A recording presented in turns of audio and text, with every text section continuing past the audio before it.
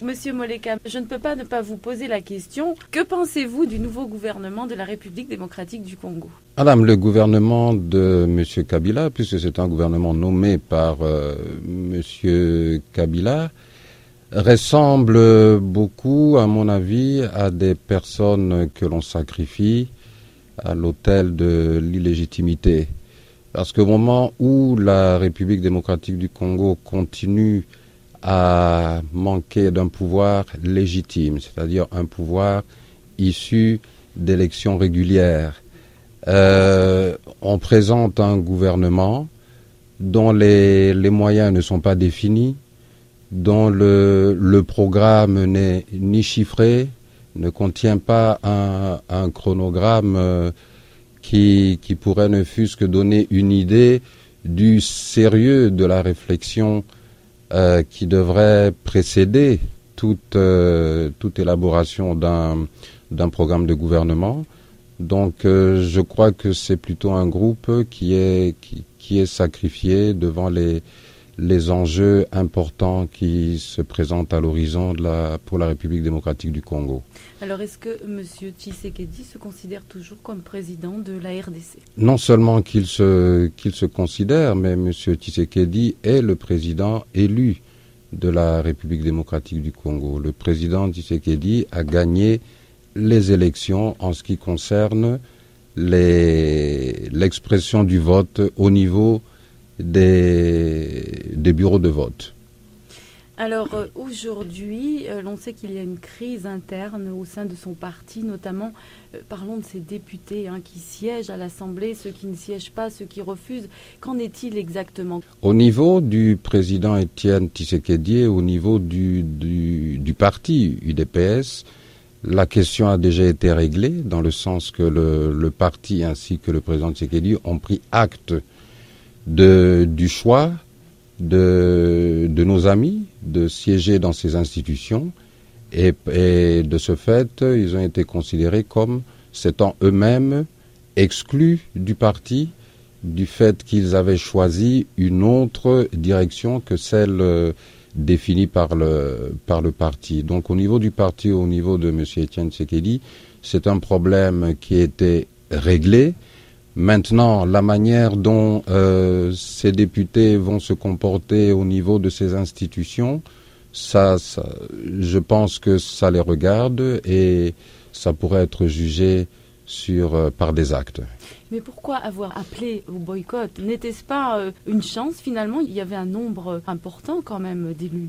Il y avait un nombre, disons, acceptable d'élus, mais je crois que le problème était un problème fondamental, madame.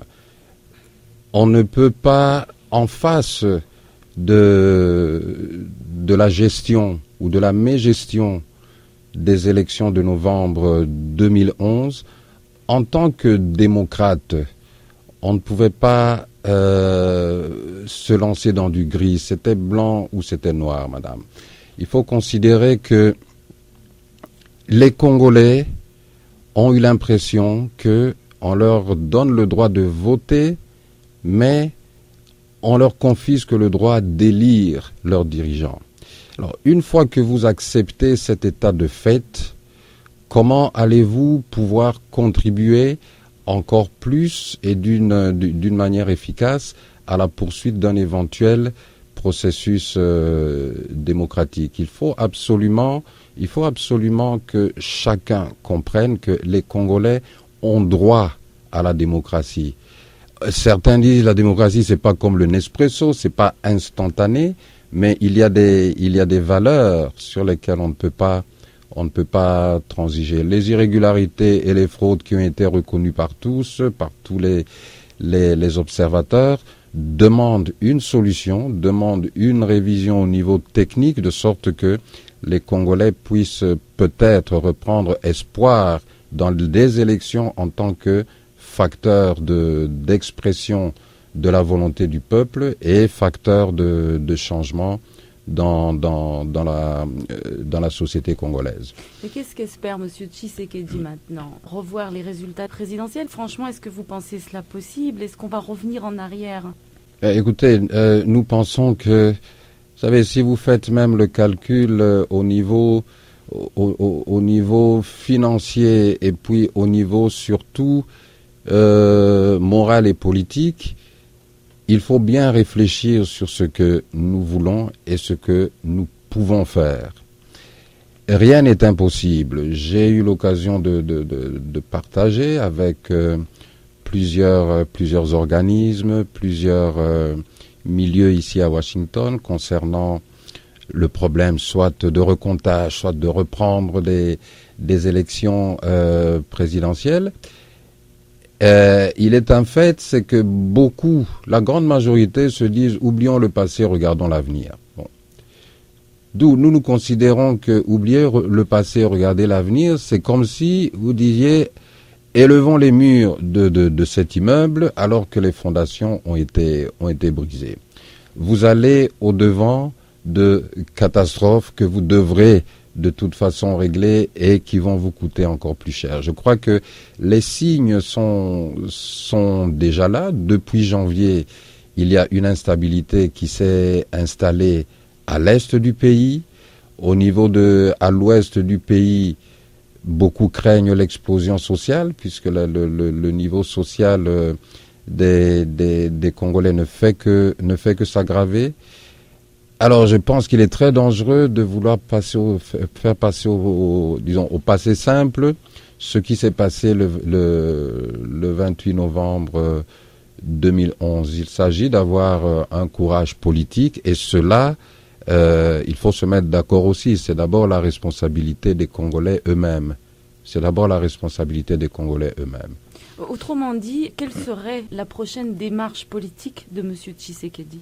M. Tshisekedi l'a dit clairement déjà lors de son message de vœux à la population congolaise et il a redit à plusieurs reprises qu'il est dans une démarche pour effectivement avoir cet impérium qui lui permettra de mettre en marche une politique pour tous les Congolais. Est-ce que vous avez un soutien vraiment sérieux qui vous permet de pouvoir continuer dans ce sens-là ? Alors, vous savez, la différence justement entre un leader démocrate et un leader autocrate et dictatorial, c'est que le leader démocrate compte d'abord sur une base populaire dont il symbolise les aspirations. Il ne compte pas sur une force armée pour se maintenir au pouvoir. Et lorsque vous voyez même à l'extérieur le soutien des millions des Congolais de la diaspora à la démarche de M. Étienne Tshisekedi, je peux dire oui, M. Tshisekedi a du soutien à l'extérieur. C'est le soutien le plus important. Donc c'est qu'il ne lâche pas le morceau. Non, il ne lâche pas le morceau. N'oubliez pas que en 2010, lorsque M. Tshisekedi a annoncé sa décision de participer à ces élections, il a dit « c'est mon dernier combat, c'est le combat de toute une vie et j'irai jusqu'au bout ». Et il ira jusqu'au bout et les Congolais le soutiendront jusqu'au bout. Est-ce qu'on est certain qu'il y a eu erreur à ce point-là ? Parce que de nombreux observateurs l'ont dit, il y a eu quelques irrégularités, mais pas au point de remettre en question. Alors, est-ce qu'on est certain d'énormes irrégularités et est-ce qu'il est important de continuer dans une voie où finalement on sait qu'un gouvernement parallèle jusqu'ici n'est pas reconnu nulle part, il me semble. Mais écoutez, à ma connaissance, même ce régime et ce gouvernement n'a pas été reconnu officiellement par l'administration américaine.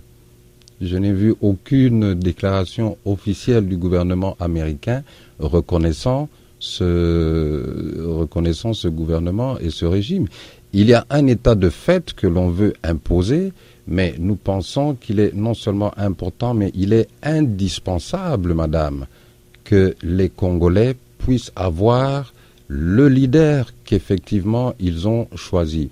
Lorsque vous faites mention de cette fameuse phrase glissée dans le rapport du centre Carter qui a prêté à diverses interprétations, je crois que les personnes qui sont familières avec l'anglais savent exactement ce que le centre Carter a dit. Le centre Carter a dit au vu de ce que nous avons observé, là où nous avons observé, nous ne pouvons pas affirmer que ce que nous avons observé peut changer le résultat, le sens du résultat. C'est tout ce que le Centre Carter a dit, mais allons plus loin, lisons le reste du rapport des Centres Carter pour voir en fait le message qui a été lancé par tous les observateurs. C'est que les résultats ne sont pas crédibles.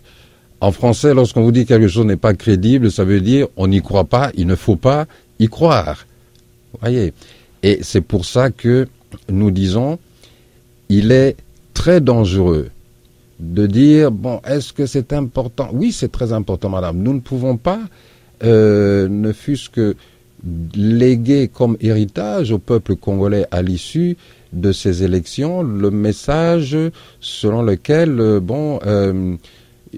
bien sûr, il faut travailler dans sa vie, mais si vous voulez vraiment réussir, il faut tricher.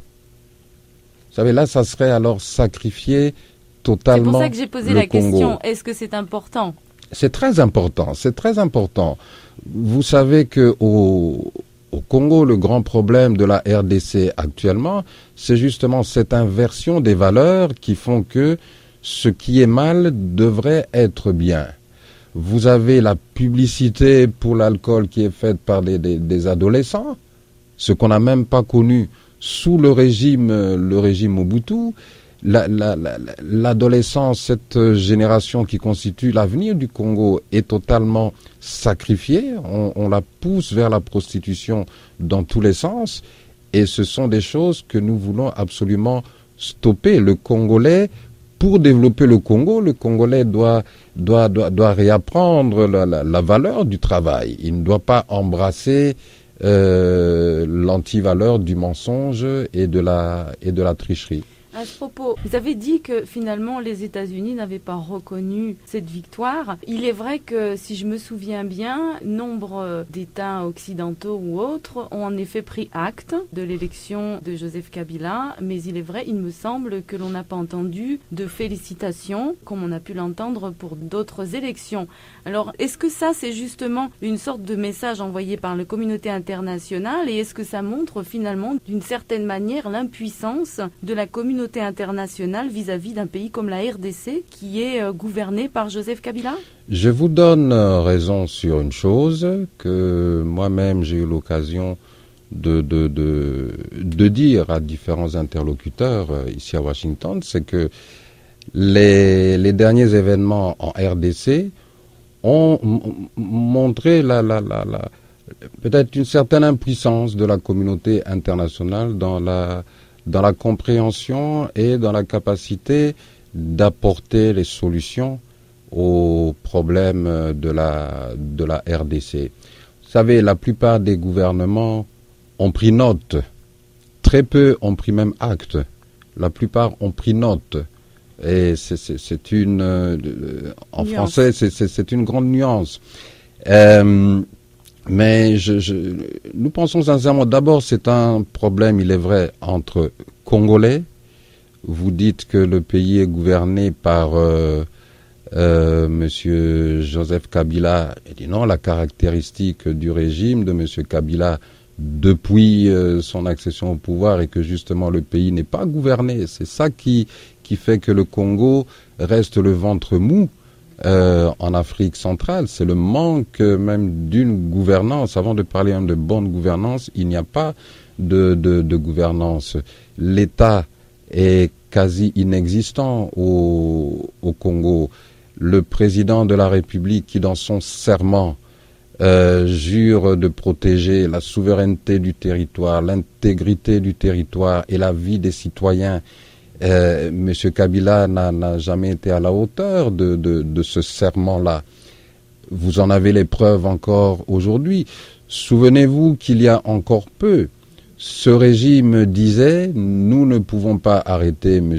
Tanganda parce que nous privilégions la paix à la justice, ce qui voulait dire que le garant de la paix au Congo, c'était M. Tanganda. Mais quelle était justement la position de M. Tshisekedi sur la question de Tanganda? M. Etienne Tshisekedi a toujours demandé l'arrestation de M. Bosco Tanganda et son acheminement à la CPI. Madame, il est très difficile pour les Congolais d'admettre que une personne, un militaire, ressortissant d'un autre pays, c'est ce qui est dit dans l'acte de la CPI, ressortissant du Rwanda, soit général dans l'armée, dans les forces armées congolaises, soit chargé d'un territoire aussi sensible que le Kivu, et se permettent, au vu et au su des autorités, de procéder à des trafics d'or. Vous avez entendu parler ici à Washington du problème dans lequel même un de nos frères, anciens grands sportifs dans ce pays, a semblé être impliqué, et que un gouvernement se disant gouvernement des Congolais et un président se disant président des Congolais puissent accepter et cautionner ce genre de situation. Non, cela ne peut pas se faire. Toute dernière question, je vous le promets. Si M. Tshisekedi devait être chargé de la question sécuritaire dans l'est de la RDC, quelle serait sa solution? Quelle serait la clé? M. Etienne Tshisekedi a eu l'occasion de le montrer une fois. Cela lui était reproché, mais historiquement, cela a permis à maintenir et à relancer le dialogue intercongolais de Sun City. Je veux dire par cela que M.